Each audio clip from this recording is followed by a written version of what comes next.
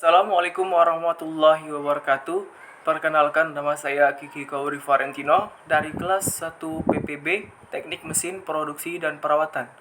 Di sini saya akan memaparkan presentasi saya UTS Pendidikan Pancasila. Sebelum saya masuk ke materi, yang terhormat Ibu Francisca Uli sebagai dosen pembimbing pendidikan Pancasila. Akibat perkembangan teknologi pada perilaku manusia. Sini saya akan menjelaskan dulu penjelasannya.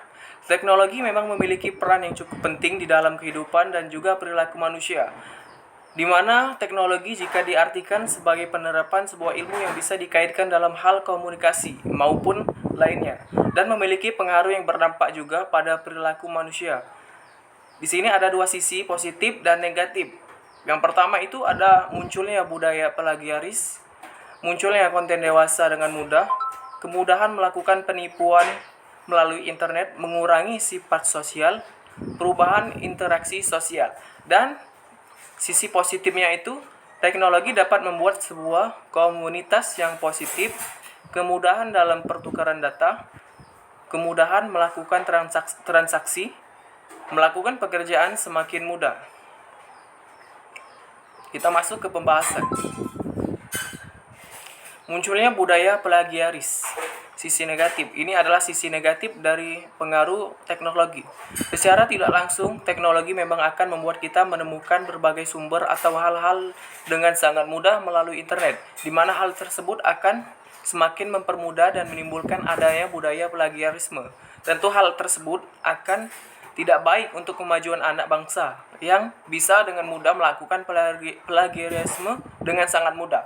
Dan hal tersebut pastinya akan sangat membawa hasil yang tidak baik pula. 2. Munculnya konten dewasa dengan mudah. Sebelum munculnya kemudahan akses teknologi seperti internet, tidak begitu mudah untuk mengakses berbagai konten dewasa. Jelas berbeda dengan sekarang ini, di mana kita akan jatuh lebih mudah mengakses berbagai konten-konten tersebut, dan hal tersebut tentu akan sangat berbahaya bagi mental anak bangsa, di mana akan mempengaruhi pola perilaku masyarakat ke arah yang lebih buruk. Hal ini justru bertentangan dengan Pancasila sila kedua, yaitu kemanusiaan yang adil dan beradab. Di sini dampak dari konten-konten dewasa dapat membawa keburukan bagi manusia, terutama bagi adab manusia. Yang ketiga, kemudahan melakukan penipuan melalui internet. Di sini masih sisi negatif, internet dapat memicu munculnya banyak penipuan yang dapat dilakukan melalui dunia maya. Pengaruh teknologi yang satu ini tentu akan berdampak tidak baik bagi pola perilaku masyarakat di sekitar, di mana dengan teknologi malah dapat mempermudah para penipu untuk melakukan aksinya secara online, yang tentunya akan sangat merugikan masyarakat juga nanti untuk kedepannya. Hal ini juga bertentangan dengan Pancasila sila kedua, kemanusiaan yang adil dan beradab, karena dampak yang ditimbulkan tidak mencerminkan peradaban, yaitu dengan mudahnya melakukan penipuan. Yang keempat, mengurangi sifat sosial.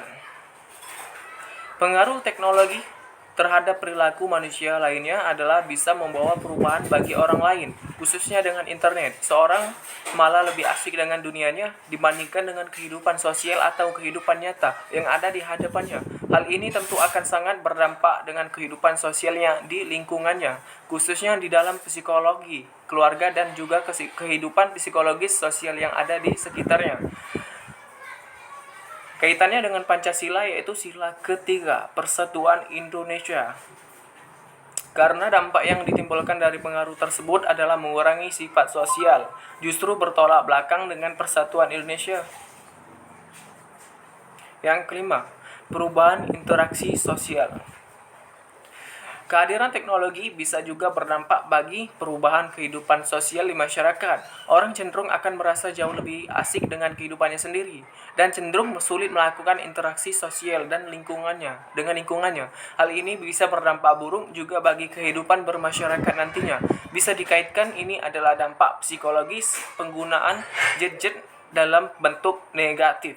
Kaitannya dengan Pancasila yaitu sila kelima, keadilan sosial bagi seluruh rakyat Indonesia. Karena dampak dari kehadiran teknologi cenderung sulit melakukan interaksi sosial dengan lingkungannya. Hal ini berdampak buruk dan bertentangan dengan Pancasila. 7.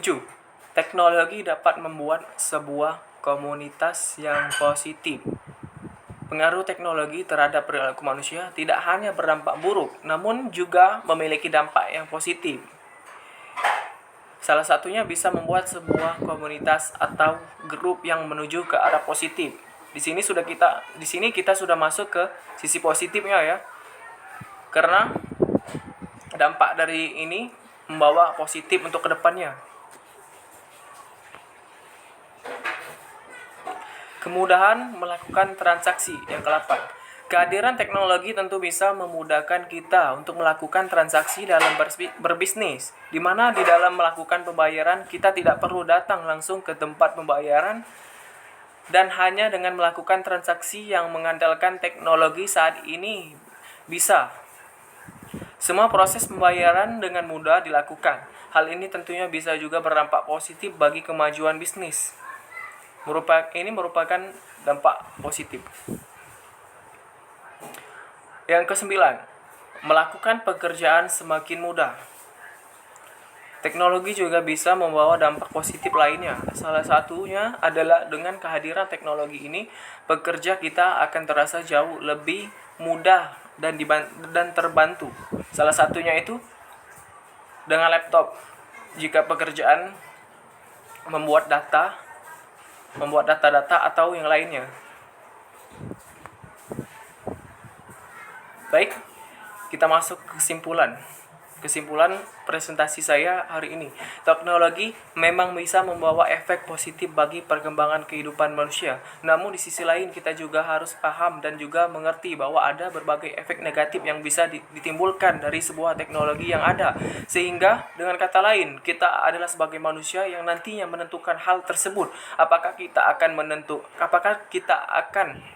membuatnya ke arah negatif atau kita akan membawanya ke arah positif agar nantinya bisa sama-sama saling seimbang.